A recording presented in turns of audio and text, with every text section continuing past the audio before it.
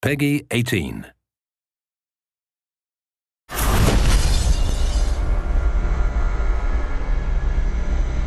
The thing we really wanted to do was give the player decisions to make, give the player choices and have some consequences to those choices. And some have lightweight or subtle consequences, and some are purely aesthetic.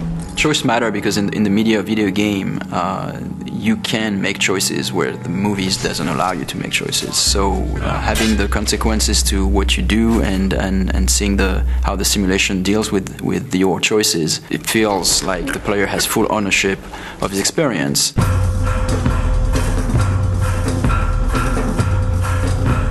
My goal is that everything that the player wants to do, he should be able to do it.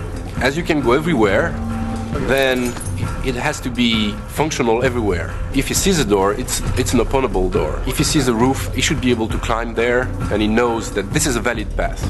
As you guide Corvo through the world, as you see this world from a first-person perspective, you can constantly approach the game with all-out violence or subtlety, like you can be very surgical in how you move into an environment and how you deal with the assassination target.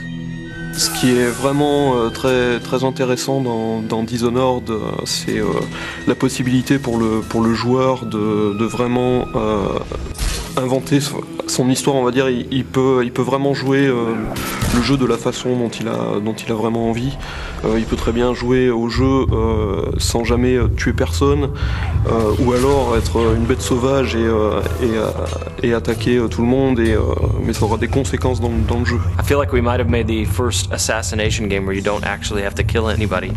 Donc l'IA dans Dishonored est assez particulière dans le sens où il faut qu'elle réagisse vraiment à tout ce que le joueur est capable de faire, que ce soit de par ses pouvoirs ou de ce que ce soit que le joueur peut être assez furtif par rapport aux IA. Dans Dishonored, le joueur a la possibilité donc de jouer de différentes façons, et s'il choisit la façon vraiment furtive, essayer de... There's really no reason for you to listen to me. If you ever need steady work, you come see me. Il peut écouter ce que l'IA va dire.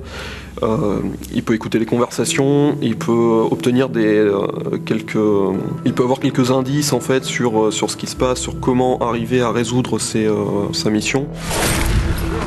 Oui, donc le joueur va pouvoir utiliser des combinaisons de pouvoirs assez variées.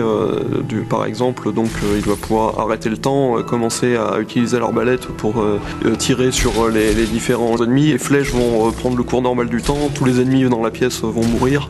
Il peut utiliser ça de façon... il peut utiliser des combinaisons complètement incroyables. Je pense que on va être assez étonné de ce que les joueurs vont être capables de faire.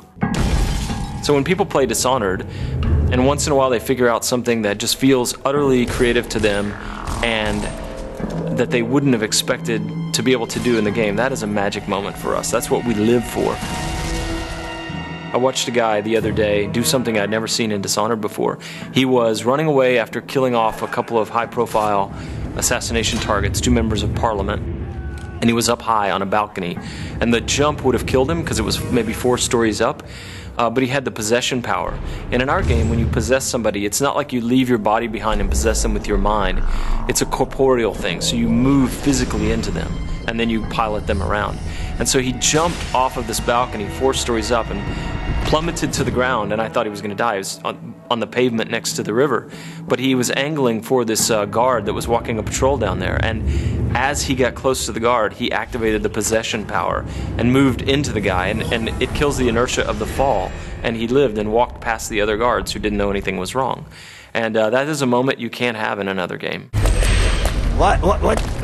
What's happening? Once a programmer came back to us and he shot a little video of something that was really fun he wanted to show us. So what he did was that he summoned a set of rats, then he froze time, then he pulled out the spring razor, which is this kind of mine that you can stick to things. So he could actually froze the rat, stick the mine to the rat, then he possessed the rat, and then he moved the rat around and close to a guard and ejected as the mine exploded. I think what is special to Dishonored is that the moment-to-moment emotion is great. In a shooter, for example, you know that shooting at a guy will kill you, and you have to take cover and progress, and well. But in Dishonored, you can combine things in a way that even the result can be unpredictable. For us, the thing that is a thrill is whenever we are surprised by the game. We see that for the first time, like a character responding to something, all those powers will chain together, and still simulation works. For us, it's really mind-blowing. What I like to do when I'm playing games, to share experiences. Every player experience would be pretty different. I would love the player to feel that.